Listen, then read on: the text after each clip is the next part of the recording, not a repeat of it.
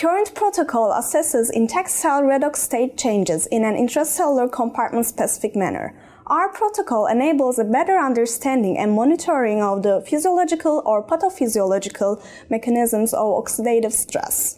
This technique allows non-disruptive quantification of the thiol disulfide ratio in intact cells using a ratiometric output to counterbalance the differences between signal expression levels, photobleaching, and detection sensitivities.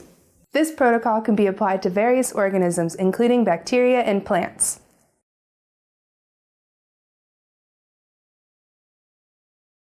On day 1 of the experiment, treat the cells from a confluent breast cancer cell line for 2 minutes with 2 milliliters of 0.25% trypsin EDTA.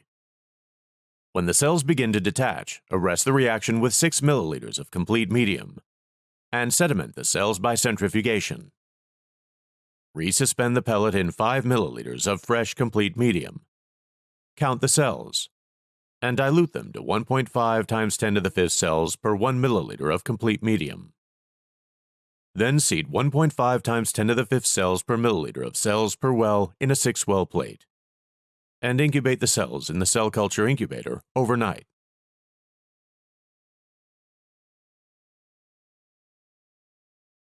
For adenoviral row GFP transduction, the next morning, add 12.5, 25, and 50 microliters of a 1:100 diluted 6 times 10 to the 10th plaque-forming units per milliliter of adenoviral row GFP solution in complete medium.